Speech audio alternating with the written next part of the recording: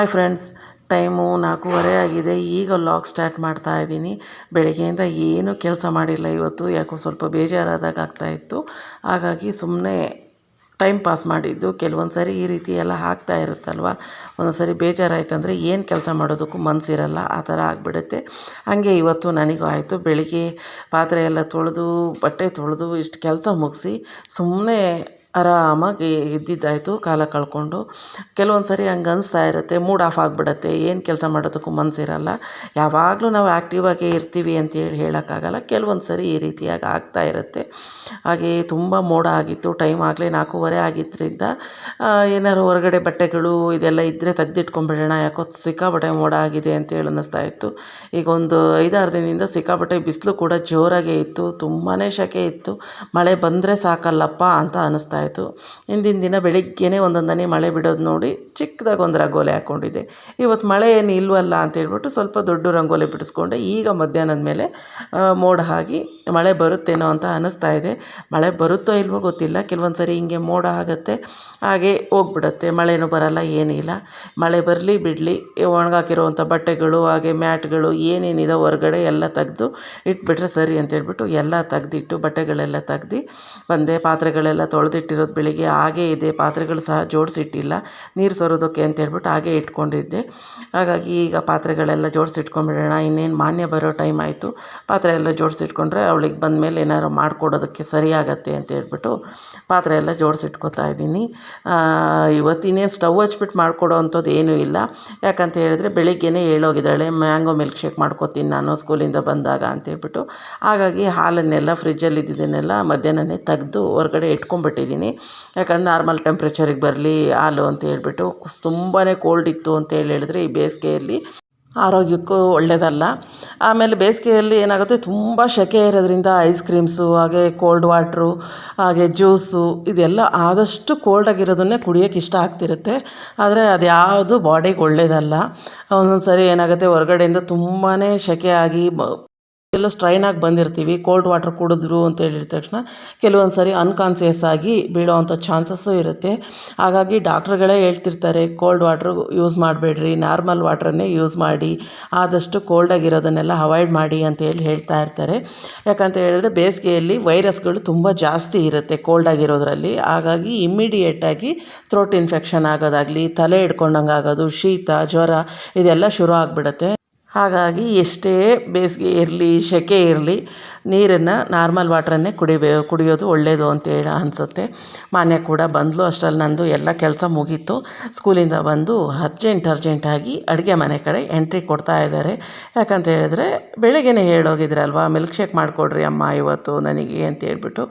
ಮಾವಿನ ಹಣ್ಣು ಅಂದರೆ ತುಂಬಾ ಇಷ್ಟ ಅವಳಿಗೆ. ಈ ಸರಿ ಮಾವಿನ ಹಣ್ಣು ತಂದಿರಲಿಲ್ಲ, ಇದೇ ಫಸ್ಟ್ ಟೈಮ್ ತರ್ತಿರೋದು. ಮೊನ್ನೆಯಿಂದ ತೊಗೊಂಡು ಬರ್ತಿದ್ದಾರಲ್ವ, ಮಿಲ್ಕ್ ಶೇಕ್ ಎಲ್ಲ ಕುಡ್ದೇ ಇರಲಿಲ್ಲ. ಹಾಗಾಗಿ ಇವತ್ತು ಮಿಲ್ಕ್ ಶೇಕ್ ಮಾಡಿಕೊಡ್ಬೇಕು ನನಗೆ ಅಂತ ಹೇಳಿದ್ರು. ಬೆಳಿಗ್ಗೆನೇ ಕೇಳಿದ್ಲು.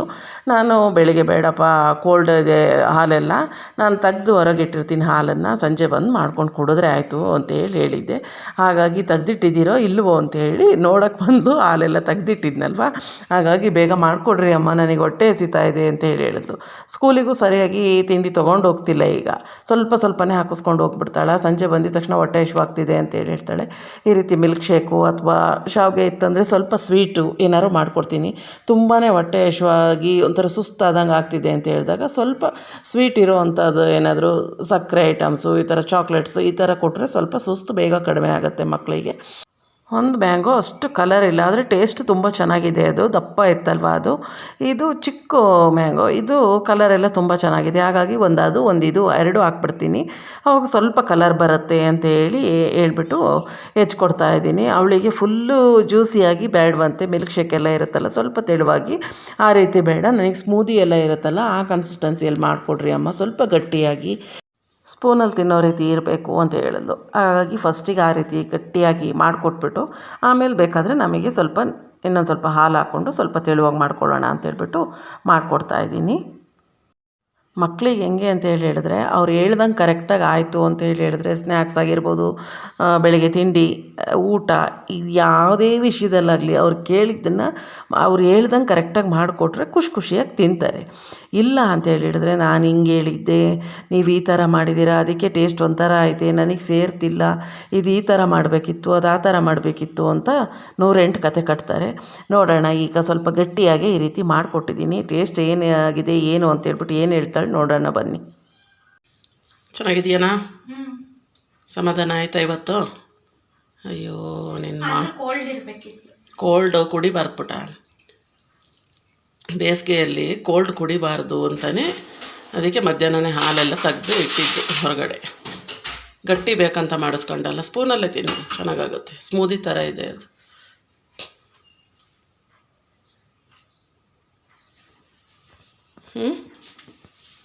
ಏನು ಚೆನ್ನಾಗಿದೆಯಾ? ಕಲರ್ ಅದು ಬಾದಾಮಿ ಮಾವಿನ ಹಣ್ಣಲ್ಲ, ಹಾಗಾಗಿ ಸ್ವಲ್ಪ ವೈಟ್ ಬರುತ್ತಲ್ಲ ಅದು, ಕಲರ್ ಅಷ್ಟು ಎಲ್ಲೋ ಕಲರ್ ಬಂದಿಲ್ಲ. ಟೇಸ್ಟಿಯಾಗಿದೆಯಾ? ಏನಂದೆ? ಏನಂತ ಹೇಳಿದ್ದು? ಆಯ್ತು ಕಣಪ್ಪ, ಮಾವಿನ ಹಣ್ಣಿದ್ದು ಯಾವ್ದಾರು ಒಂದು ತೋಪನ್ನು ನಾವು ವಹಿಸ್ಕೊಂಬಿಡೋಣ ಮುಂದಿನ ವರ್ಷದಿಂದ. ನಿನಗೆ ಮಾವಿನ ಹಣ್ಣು ಇಷ್ಟ ಅಂತ ಹೇಳಿ ಅವ್ರಿಗೆ ದಿನ ಜ್ಯೂಸ್ ಕುಡಿಯೋಕ್ಕೆ ಬೇಕಲ್ಲ, ಜ್ಯೂಸ್ ಕುಡಿಯೋಕ್ಕೆ ಹಣ್ಣು ತಿನ್ನೋಕ್ಕೆಲ್ಲ ಅಂತ ಹೇಳ್ತೀನಿ, ಆಯಿತಾ? ಆಮೇಲೆ ಮತ್ತೆ ಯಾವುದೇ ರೀತಿ ವೀಡಿಯೋ ಮಾಡೋಕ್ಕೆ ಹೋಗಲಿಲ್ಲ. ಅವತ್ತಿನ ವೀಡಿಯೋ ಅಲ್ಲಿಗೆ ಎಂಡ್ ಮಾಡಿ, ಇದು ನೆಕ್ಸ್ಟ್ ಡೇ ಮಾರ್ನಿಂಗು ತಿಂಡಿಗೆ ಟೊಮೆಟೊ ಚಿತ್ರಾನ್ನ ಮಾಡೋಣ ಅಂತ ಹೇಳ್ಬಿಟ್ಟು ಎಲ್ಲ ಒಗ್ಗರಣೆಗೆ ಹಾಕ್ಕೊಂಡು, ಟೊಮೆಟೊ ಎಲ್ಲ ಒಗ್ಗರಣೆಗೆ ಹಾಕ್ಬಿಟ್ಟು ಅದನ್ನು ಲಿಡ್ ಕ್ಲೋಸ್ ಮಾಡಿಬಿಟ್ಟು ಮಾರ್ನಿಂಗ್ ತಲೆ ಬಾಚ್ಕೊಡೋಣ ಅಂತ ಹೇಳ್ಬಿಟ್ಟು ಬಂದೆ. ದಿನ ಅವಳೇ ತಲೆ ಬಾಚ್ಕೋತಾ ಇದ್ಲು, ಡೈಲಿ ಯೂನಿಫಾರ್ಮ್ ಹಾಕ್ಕೊಂಡು 2 ಜಡೆ ಹಾಕ್ಕೊಂಡು. ಆಮೇಲೆ ಅವಳು ತಿಂಡಿಗೆ ಬರುವಂಥದ್ದು.